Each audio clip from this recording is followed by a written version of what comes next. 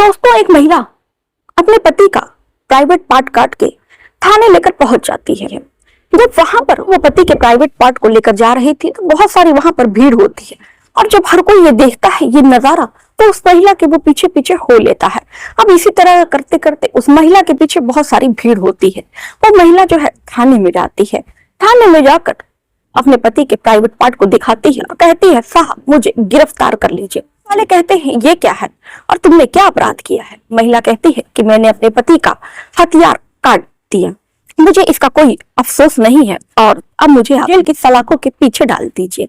अब इतना ही सुनना था कि वहां आस पड़ोस के लोगों को भी मालूम हो जाता है कि महिला ने क्या किया है। उसके बाद से वो जो भीड़ इकट्ठा होती है उस महिला को लोग पत्थरों से मारने लगते हैं। पुलिस वहां पर किसी तरह उस महिला को बचाती है और बचाकर एक कमरे में ले आती है। उस महिला से बैठाकर वो पूछती है कि आखिर में तुमने इतना बड़ा और घिनौना अपराध क्यों किया, वो भी अपने पति के साथ तुमने ऐसा क्यों किया? तो महिला लोगों की बात सुनती है। उसके बाद जब महिला बोलना शुरू करती है तो महिला कुछ ऐसा बताती है दोस्तों कि उसे सुनने के बाद पुलिस वालों के रोंगटे खड़े हो जाते हैं, उनकी आंखों में आंसू आ जाते हैं इस महिला की दर्दनाक कहानी सुनकर। तो दोस्तों, उस महिला की बेबसी की कहानी थोड़ा वक्त निकालकर जरूर सुनिएगा। इसके बाद आपको तय करना है कि उस महिला ने आखिर में ये सही कदम उठाया था या उसको ऐसा नहीं करना चाहिए था। दोस्तों, इस कहानी को पूरा जानने के लिए वीडियो के अंत तक बने रहिए कि आखिर में उस महिला ने ऐसा क्यों किया। आदाब, शस्तिका, नमस्कार। हाजिर में फिर एक बार आपके साथ। उम्मीद है हाईवे कैंप की फैमिली अच्छी होगी, स्वस्थ होगी, मस्त होगी, अपना ख्याल रख रही होगी। इस घटना का जिक्र करूं दोस्तों, इससे पहले आपसे गुजारिश है कि अगर आप जो चैनल पर नए हैं तो चैनल को सब्सक्राइब कर लीजिए, वीडियो को लाइक कर दीजिए, बेल आइकन को क्लिक कर दीजिए। अगर आप चाहते हैं कि मैं अपनी वीडियो में आप लोगों का नाम लूं, नाम के साथ साथ अपने जिले, मोहल्ले, कस्बे का नाम कमेंट में करके जरूर बताएं। हम अगली वीडियो में आपके नाम के साथ साथ आपके जिले, मोहल्ले का नाम भी लेंगे। तो चलिए फिर इस कहानी की शुरुआत करते हैं, आप लोगों का ज्यादा वक्त जाया न करते हुए। तो दोस्तों, इस घटना की जो शुरुआत होती है, राजस्थान में एक गांव पड़ता है अंजरसीर। अंजरसीर की रहने वाली सरिता प्रजापति जो अपने माता पिता के साथ रह रही थी। सरिता जो थी अपने माता पिता की इकलौती लड़की थी। अब जो सरिता के माँ बाप है सरिता की शादी ढूंढते हैं, लेकिन सरिता के माँ बाप नहीं चाहते थे कि उनकी जो इकलौती बेटी है वो अपनी बेटी को कहीं दूर भेज दे। अब वो अपनी बेटी का रिश्ता जो है वो पास के ही गाँव में आस पड़ोस में खोजने लगते हैं ताकि उनकी बेटी उनसे ज्यादा दूर ना जा पाए। इसी तरह पास के ही राजस्थान के ही एक गांव में जिसका नाम है अनूपनगर में अपनी बेटी सरिता का रिश्ता तय करते हैं बबलू प्रजापति से। बबलू प्रजापति कपड़े का कारोबारी था, कपड़े की उसकी दुकान थी, अच्छा खासा वो कमा लेता था। 13 मई सन 2021 को बबलू और सरिता की शादी होती है। पिता जो है अपनी बेटी को, इकलौती बेटी थी, तो जो भी लड़के पछवाले जो भी दहेज मांगते हैं सरिता के पिता हर वो दहेज देते हैं, क्योंकि वो उनकी इकलौती बेटी थी और उनका ये मानना था कि मैं चाहता हूं कि मेरी बेटी जैसे मेरे पास रह रही थी ऐशो आराम से, ससुराल वाले भी उसको उतने ही प्यार से और ऐशो आराम से रखे। होता भी कुछ दोस्तों ऐसा ही है।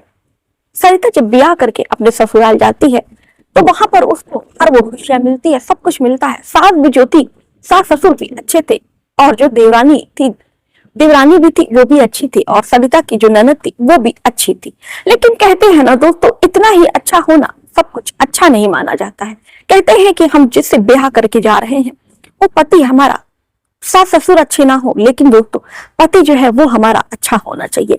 यहीं पर सरिता के पिताजी भूल कर बैठते हैं। सरिता के पिताजी ने सब कुछ दहेज दिया, सब कुछ अच्छा किया, उनके सास ससुर के घर वालों के बारे में पता किया, लेकिन वो शायद लड़के के बारे में अच्छे से पता नहीं कर पाए।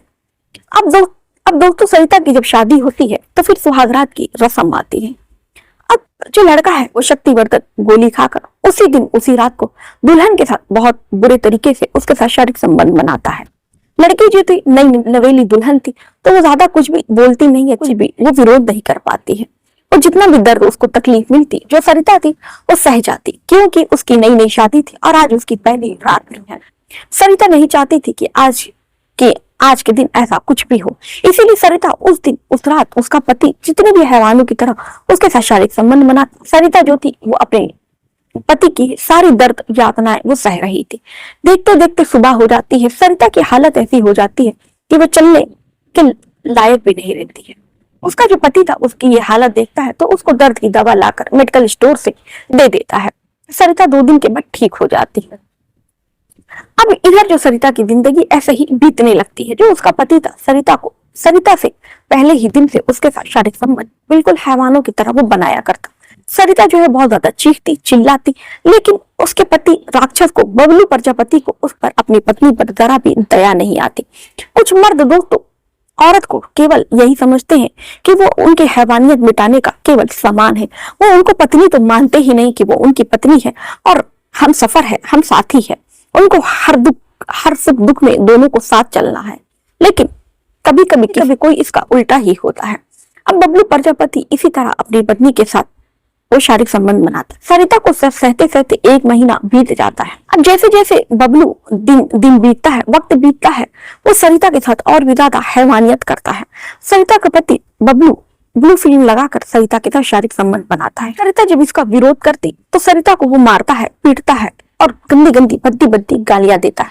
यहाँ तक कि वो उसके माँ बाप को भी गालियां देता है। वो सरिता से कहता है कि देखो, मैंने तुमको ब्याह करके इसीलिए लाया है और तुम्हारा कर्तव्य है कि तुम पति को चरम सुख दो, अपने पति को तो शारीरिक सुख दो।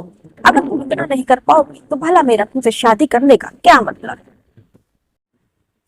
सरिता थोड़ा कम पढ़ी लिखी थी तो उसे लगता है कि हो सकता है कि शायद ऐसा ही होता होगा। इसीलिए सरिता अपना भाग्य मानकर हर दिन हर रात वो दर्द सहती और दर्द सहकर अपने पति की यातनाएं वो सह रही थी। फिर सरिता सुबह उठती, अपना काम धाम करती, उसी दर्द में वो काम करती, क्योंकि अगर वो सरिता काम नहीं करती तो फिर उसकी सास के और देवरानी की उसके बातें सुनना पड़ता। सरिता नहीं चाहती थी कि वो इन लोगों की बातें सुने। उसको पता था कि वो यहाँ पर आई है तो उसको अपनी सास ससुर की सेवा करनी है, पति की सेवा करनी है और घर बार संभालना है। सरिता सब कुछ करती है, बस एक ही कमी थी कि सरिता को जो पति था उसके साथ इतनी हैवानियत दरिंदगी करता है। एक दिन हैवानियत और दरिंदगी बिल्कुल उस दिन खत्म हो जाती है कि सरिता के घर में एक रात कोई भी नहीं होता है। उसके सास ससुर और उसकी देवरानी एक शादी में गए हुए होते हैं। सरिता को ये कहकर घर में छोड़ जाते हैं कि बहू, तुम घर पर रहो, घर पर कोई तो होना चाहिए, अगली शादी है, हम तुमको एक काम करेंगे और तुम्हारी जो देवरानी है वो घर पे रुक जाएंगी और तुम अगली शादी में जाना। तो सरिता कहती है कि ठीक है माँ जी, आप लोग चले जाइए। अब सरिता का पति इस मौके का फायदा उठाता है। अब सरिता का जो पति है वो शराब पीकर आता है, बाद से अपनी पत्नी का हाथ पैर वो बांध देता है, बाद से वो तेज से वो फिल्म चला देता है। उसके बाद वो उसके साथ बहुत बुरे तरीके से उसके साथ शारीरिक संबंध बनाता है। सरिता बहुत ज्यादा चीखती है, चिल्लाती है। वो अपने पति से कहती है कि मुझे बहुत ज्यादा दर्द हो रहा है, मुझे बहुत ज्यादा, मैं बिल्कुल सह नहीं पा रही हूँ, मुझे छोड़ दीजिए, मैं आपके हाथ पैर जोड़ रही हूँ। सरिता का पति जब नहीं मानता है तो सरिता कहती है कि ठीक है, आप मुझे 10 मिनट के लिए थोड़ा सा वक्त दे दीजिए, उसके बाद आपको जो मन करेगा वो कर लीजिएगा, मुझे केवल 10 मिनट छोड़ दीजिए। लेकिन सरिता का पति उस रात बिल्कुल हैवान बन चुका था।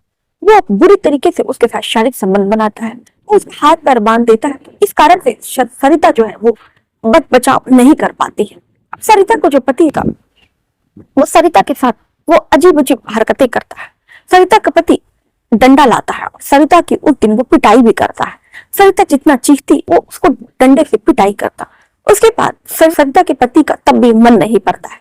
सरिता का पति फिर बेल्ट लाता है और बेल्ट से वो उसकी पिटाई करता है। सरिता के बदन पर जब उसकी नंगी बदन पर वो बेल्ट पड़ता है तो सरिता बिल्कुल छनमना जाती है और बिल्कुल छटपटा जाती है। सरिता दर्द में इतना ज्यादा चीखती है, चिल्लाती है, उसके शरीर से खून भी निकल रहे थे, लेकिन फिर भी उसके पति को उस पर दया नहीं आती है। उसके बाद सरिता कैसे कैसे दर्द बर्दाश्त करती है और उसके बाद से सरिता किसी तरह अपना एक हाथ खोल लेती है। उसके बाद से फिर वो अपना दूसरा हाथ खोलती है और वो अपना पैर सब कुछ खोल लेती है। उसके बाद सरिता तुरंत किचन में जाती है तो किचन से एक चाकू उठाती है और अपने पति का प्राइवेट पार्ट काट देती है। उसके बाद से जो सरिता है, सरिता का पति छटपटाने और चिल्लाने लगता है और देखते देखते ऐसा करते करते सुबह के 6 बज जाते हैं। पति का प्राइवेट पार्ट लेकर थाने जाती है। तभी वहां पर बहुत सारे आदमी देखते हैं कि आखिर में ये जो महिला है ये खून से लथपथ लेके क्या जा रही है। जब ये लोग आदमी देखते हैं तो उसके पीछे बहुत सारे आदमी जाते हैं। उसके बाद देखते हैं कि सरिता थाने में जा रही है तो उसके पीछे पीछे थाने भी जाते हैं। थाने में बहुत सारे भीड़ लग जाती है। लोग जानना चाह रहे थे कि आखिर में ये महिला इसने क्या किया है। अब जो सरिता होती है वो बदहवास दर्द में उसका बाल खुला और वो बदन पे केवल साड़ी लपेट ली होती है। उसके बाद से थाने में जाती है। थानेदार को कहती है कि मैंने अपने पति का हथियार काट डाला, अब वो कुछ करने के काबिल नहीं रहा और अब मुझे जेल में डाल दीजिए। उसके बाद से जब इतना ही सुनना था कि जो भी आदमी वहां पर इकट्ठा होते हैं, मौजूद होते हैं, वो सरिता को पत्थर कंकड़ उठाकर मारने लगते हैं। पुलिस वाले जो है उस भीड़ से सरिता को बचाकर एक कमरे में लेकर जाते हैं, उसको बिठाते हैं। उसके बाद से पूछते हैं कि आखिर में तुमने ऐसा अपराध क्यों किया? तुमको शर्म नहीं है कि तुमने अपने पति के साथ ऐसा किया? बताओ भला कोई अपने पति के साथ ऐसा करता है? फिर वो महिला कहती है कि सर, उसको पति नहीं कहिए, उसको राक्षस कहिए, उसको हैवान कहिए। पुलिस वालों को लगता है, पुलिस वाले सरिता से पूछते हैं कि बताओ आखिर में तुमने इतना बड़ा, इतना घिनौना अपराध आखिर में क्यों किया? इसके पीछे क्या वजह थी, क्या कारण था? अब सरिता फिर बताती है कि सर, मेरी जब से शादी हुई है, मैं उस दिन से अपने पति का अत्याचार सह रही हूँ। मेरा पति मेरे साथ शारीरिक संबंध इतने हैवानों की तरह बनाता है कि वो मेरे साथ क्या कुछ नहीं करता है, मुझे मारता है, पीटता है, शक्तिवर्धक गोली खाकर मेरे साथ पूरी रात शारीरिक संबंध बनाता है। उसी दर्द में मैं सुबह उठकर सारा घर का काम करती हूँ। दिन मेरी सुहागरात थी, उस दिन भी मेरे पति ने मुझे बहुत बुरे तरीके से मेरे साथ शारीरिक संबंध बनाया। उस रात भी उसने मुझको बहुत पीटा, यहाँ तक कि वो मुझे दांत से भी काटा करता है, जिसमें पूरे दांत के उसके काटे हुए निशान है। अपने पति के दांत के पूरे निशान अपने जिस्म पर दिखाती है। पुलिस वाले भी जब ये निशान देखते हैं तो बहुत ज्यादा चौंक जाते हैं। कहते हैं कि तुम्हारा पति ऐसा कैसे कर सकता है? कहते हैं सर, इतना ही नहीं है, मेरा पति मुझे बेल्ट से मारता है, मुझे डंडे से मारता है, मेरे प्राइवेट पार्ट में वो डंडा डालता है, मैं दर्द में चीखती हूँ, चिल्लाती हूँ तो उसको और ज्यादा मजा आता है। उसके बाद से वो बताती है कि सब लोग मेरे घर परिवार वाले शादी में गए हुए थे, मेरा पति शराब पीकर आता है, हाथ पर वो पान देता है और उसके बाद से मेरा जो पति है मेरे साथ बुरे तरीके से शारीरिक संबंध बनाता है, मुझे डंडे से मारता है ताकि मैं और ज्यादा चीखूं, चिल्लाऊं। उसके बाद से मेरा जो पति है फिर मुझे बेल्ट से मारता है ताकि मैं और चीखूं। जितना मैं चीखती हूँ, मेरी चीख से उसको उतना ही ज्यादा मजा आता था। सर, मेरा पति है इंसान नहीं, वो हैवान था, उसे पति का दर्जा नहीं दे सकते हैं। पति का अत्याचार वो बढ़ता जा रहा था। वो नई नई चीजों का इस्तेमाल करता, वो ब्लू फिल्म देखता और जैसा जैसा वो देखता, जैसी जैसी हैवानियत उसमें होती, मेरा पति मेरे साथ वैसा करता। वाले जब उस महिला की बात सुनते हैं, उसका दर्द सुनते हैं तो उनके आंखों में भी आंसू आ जाते हैं और उनके रोंगटे खड़े हो जाते हैं। वो उस महिला से कहते हैं कि सरिता, तुम्हारी सारी बात सही है, लेकिन तुमको ये अपराध नहीं करना चाहिए था। भले तुमने तंग आकर किया, लेकिन तुमने ये किया है तो ये अपराध ही है। सरिता कहती है कि सर, मैं तो कह रही हूँ कि मैंने अपराध किया है और इसके बदले अब मुझे जेल में डाल दीजिए। पुलिस वाले कहते हैं कि ठीक है सरिता, हमें अपना काम तो करना ही पड़ेगा। जितने ही तुम अपराधी हो, उससे ज्यादा कहीं तुम्हारा पति अपराधी है, जो तुम्हें ऐसा करने पर उसने मजबूर किया। जाती है तो देखती है सरिता का पति खून से लथपथ तड़प रहा था, चिल्ला रहा था। अब सरिता के पति को बबलू प्रजापति को पुलिस वाले अस्पताल में ले जाकर भर्ती कराते हैं। वहां पर उसका इलाज होता है। उसके बाद दोनों के खिलाफ मुकदमा दर्ज करके दोनों को जेल भेज देते हैं।